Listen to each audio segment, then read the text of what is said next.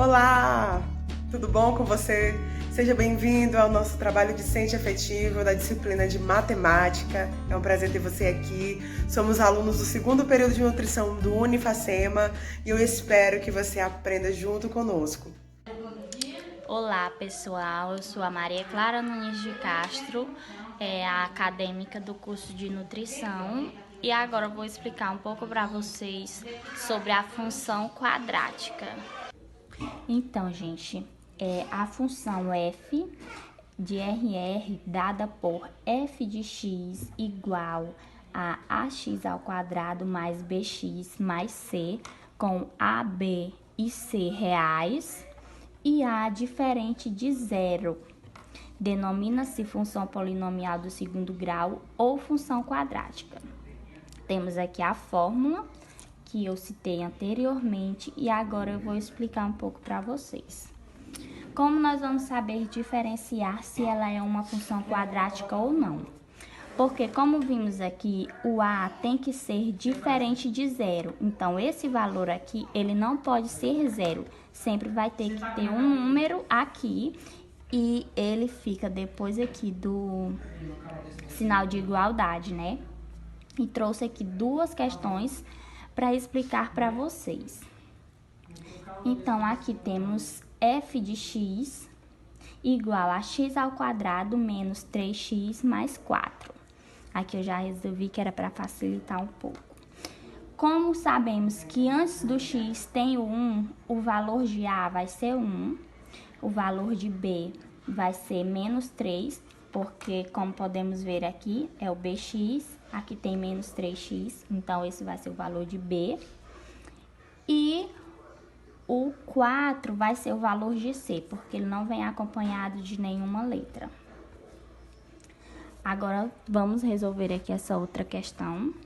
F de x igual a 8x ao quadrado menos 1. Aqui, como nós podemos ver de cara, só temos o valor de A e o valor de C, porque o valor de C é menos 1, que não contém nenhuma letra após o número. E o valor de A a gente já identifica de cara porque vem acompanhado do x ao quadrado. Então, o valor de A é 8, o valor de B é 0, porque nessa função aqui não tem, nessa questão, e o valor de C é menos 1. Função quadrática, vamos falar um pouco a respeito de domínio e imagem. A função quadrática pode ser expressa por f de x igual a ax ao quadrado mais bx mais c. Ou também y igual a ax ao quadrado mais bx mais c. De modo geral, as funções possuem dois elementos básicos: domínio e imagem. O domínio é formado pelos valores que o x pode assumir. A imagem é o conjunto dos valores das ordenadas. Na função quadrática, o 2 é o maior expoente da variável x. Por essa razão, ela também é conhecida como função de segundo grau.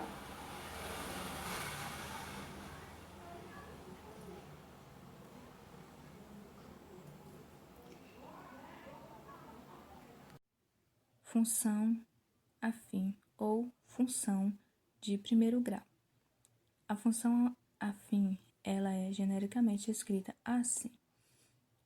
Ela é f de x igual a ax mais b, ou y igual a ax mais b.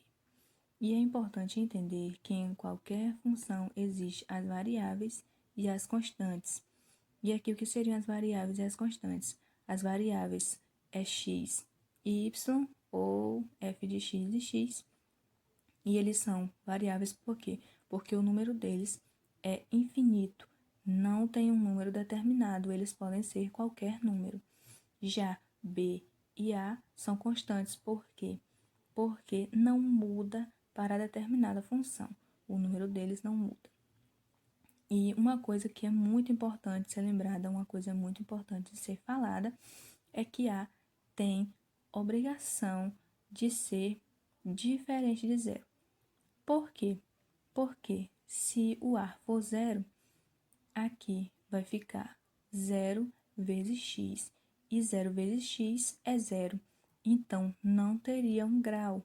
Se não tem grau, não é função de primeiro grau. Não é uma função afim. Então, aqui vamos ver alguns exemplos dessa função. Aqui na letra A, nós podemos ver, vamos ver aqui, o x, o f de x igual a x mais 1. É uma função de primeiro grau?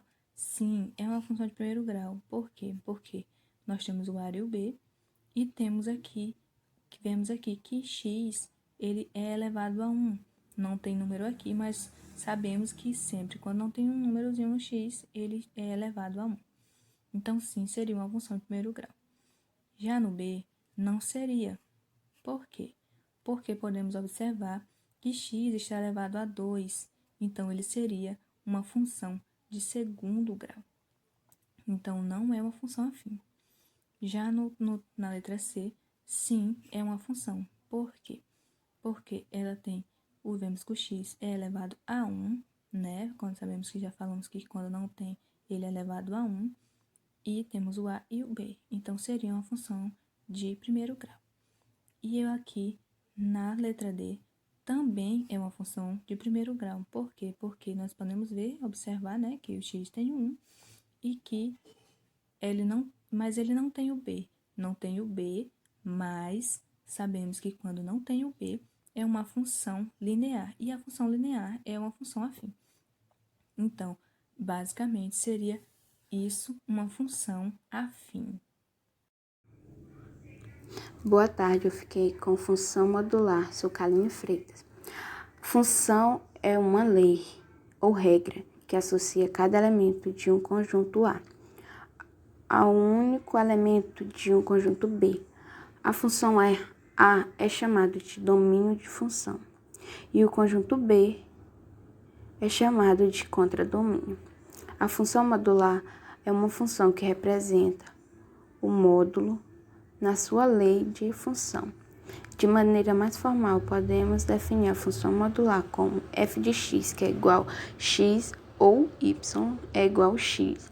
A função f de x é igual a x apresenta os seguintes características.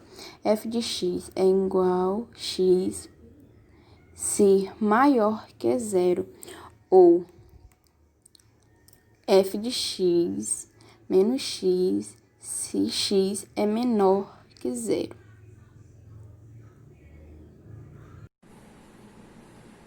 Aqui a solução de cada questão referente às perguntas das letras A, B e C.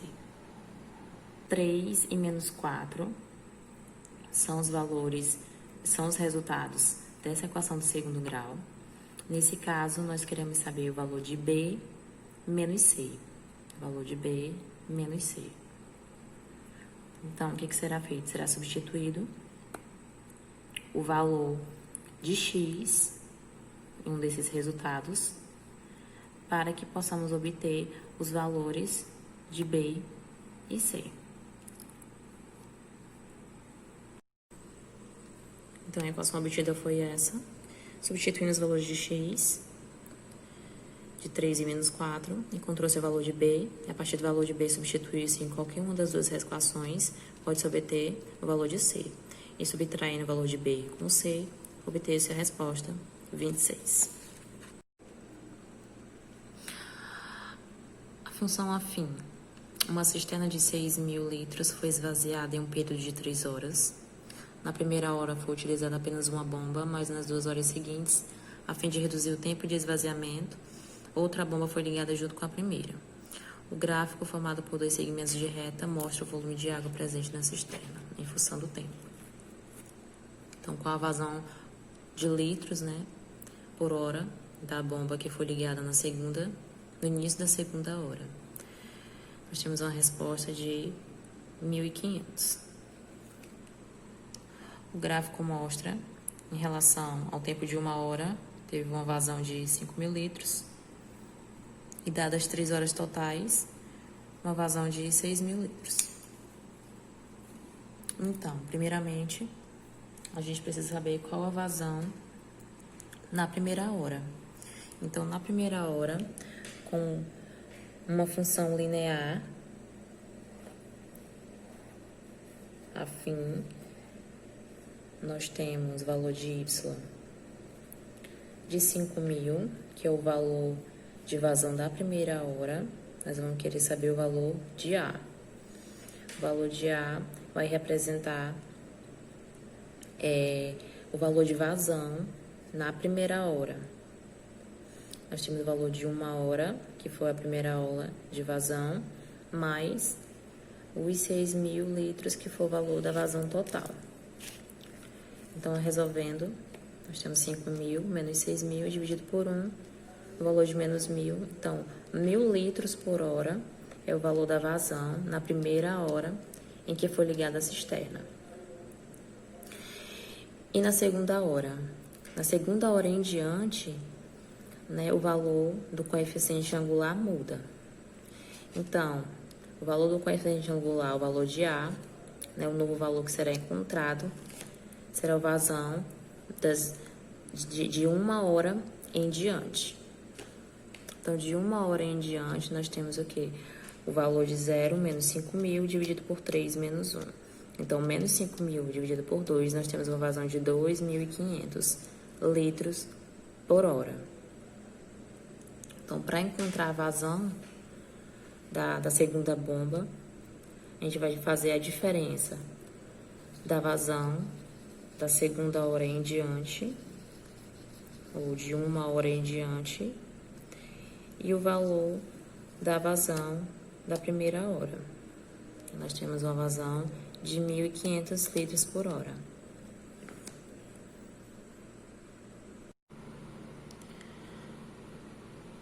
Nós temos uma loja de relógios cujo preço da venda é igual a R$40. Então, o valor da receita total de venda desses relógios é obtida multiplicando-se o preço de cada unidade pela quantidade vendida.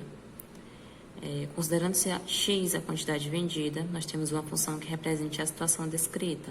Seriam f de x igual a 40 vezes x, que seria a quantidade de relógios vendidos. Letra B, o tipo de função encontrada seria uma função de primeiro grau, uma função linear. E o valor da receita quando for dividido o valor de 350 relógios, sendo a função f de x igual a 40 vezes x, sendo x igual a 350 relógios, nós teremos um valor de R$14.000 obtidos, com a venda de 350 relógios. Quanto à função modular, nós temos uma função de x da raiz do módulo de x no intervalo de menos 2 e 1, para determinar o valor de x quando a função atingir o seu valor máximo. Nós temos que a resposta é menos 2. Por quê? A função da raiz do módulo de x é representada por esse gráfico. Então, a partir desse gráfico, a gente pode observar o intervalo de menos 2 e 1. Então, qual seria o valor máximo de x entre esse intervalo? Então, quando x vai atingir o seu valor máximo, vai ser, no caso, menos 2. Que a partir desse gráfico, dessa parábola, pode-se observar que o valor máximo atingido para x é no valor de menos 2. Então, no valor de menos 2, atinge-se o valor máximo de x. No intervalo 1, nós temos somente esse valor.